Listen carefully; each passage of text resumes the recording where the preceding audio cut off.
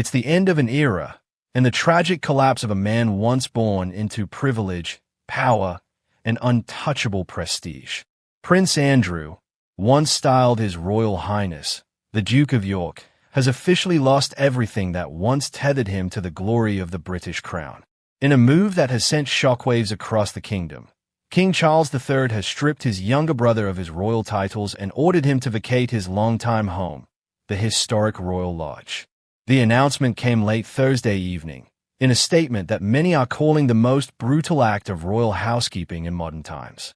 Buckingham Palace confirmed that the 65-year-old prince will now be known simply as Andrew Mountbatten Windsor, a name that strips away centuries of heritage, leaving behind a man who once stood second in line to the throne, now reduced to little more than a distant relative. For those who have followed the royal family for decades, this moment feels like watching history close its most uncomfortable chapter, and perhaps open an even darker one. Royal sources confirm that Andrew is being relocated to a modest property on the King's £60 million Sandringham estate, far from the splendor and security of Windsor. For the man who once moved among kings and presidents, this new reality must feel like a quiet exile. Even more heartbreaking, his former wife, Sarah Ferguson, the Duchess of York, will not be joining him. Despite years of living together as friends under one roof, Ferguson has reportedly been left without an alternative royal residence. Her past associations with convicted sex offender Jeffrey Epstein have made her a liability, and the palace has made it clear that sympathy for the former Duchess is in short supply. She has, in the coldest of terms, been left to fend for herself. Those close to her say she feels abandoned and humiliated. Once a woman adored for her charm and energy, Fergie now finds herself ostracized by the very institution she once served. The irony is haunting. A couple that once symbolized the youthful energy of the 1980s monarchy now finds themselves united again, not in love, but in disgrace. Insiders trace the royal rupture to a single image, one that spread across social media like wildfire. It was the funeral of the Duchess of Kent, a solemn affair at Westminster Abbey, where royals gathered to pay their respects to Catherine, who passed away at the age of 92. Cameras captured the firm faces of William, Kate, and the other royals, grief etched in their expressions. And then there was Andrew, laughing, smiling, caught on camera appearing to chuckle during what was meant to be a moment of collective mourning. To the public, it looked like arrogance, a man detached from reality. But to Prince William, it was something far worse, an insult. According to royal biographer Andrew Loney, William was furious to be ambushed in this way. He has been at pains to distance himself from his uncle, Loney wrote, and not be photographed with him. He believes his father has not dealt with him with sufficient fairness. For the heir to the throne, the incident was more than an embarrassment. It was a threat to the royal image itself. Behind palace walls, William reportedly made his position clear. Andrew's time inside the royal fold was over. The rift between William and Andrew is not new. It stretches back years, perhaps decades, through whispers, rivalries, and resentments.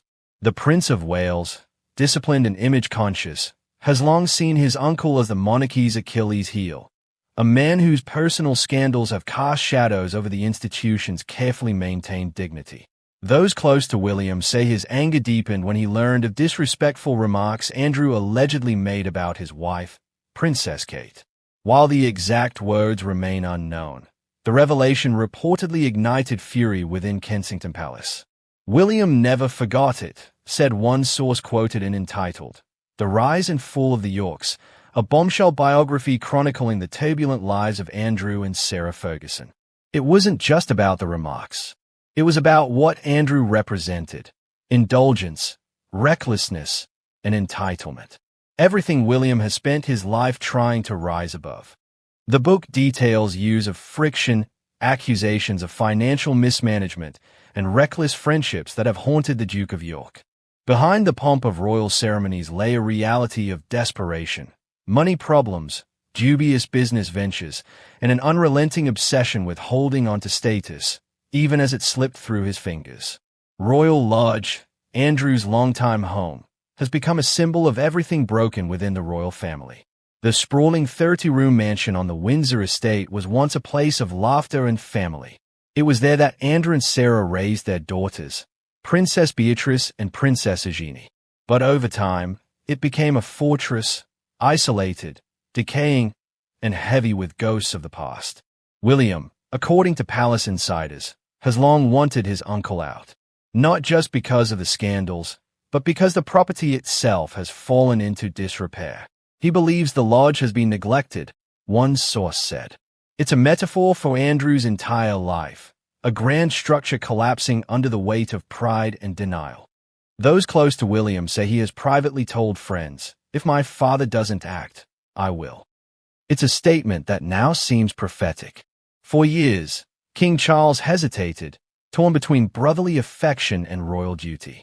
But duty has finally won, and Andrew is out. While Charles may appear decisive, those within the palace whisper of deeper tensions between the king and his son. William reportedly believes that his father has been too lenient with Andrew, too slow to protect the crown's reputation.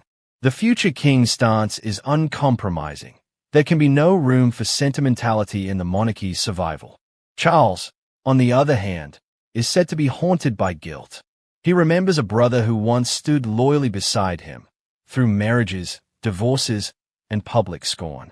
But now, that same brother has become a liability, a reminder of everything the monarchy cannot afford to be in a world that demands transparency and accountability. It is, in many ways, a tragedy of brothers, one burdened by the crown, the other destroyed by his choices. The removal of Prince Andrew from Royal Lodge marks more than just a housing dispute. It signals a new era, one where the royal family is no longer afraid to sacrifice its own to preserve its image. But the question remains, how far will this cleansing go? If William's rumored words are true, that he will evict them both the moment he becomes king, then this story is far from over. Sarah Ferguson's future, too, hangs in the balance.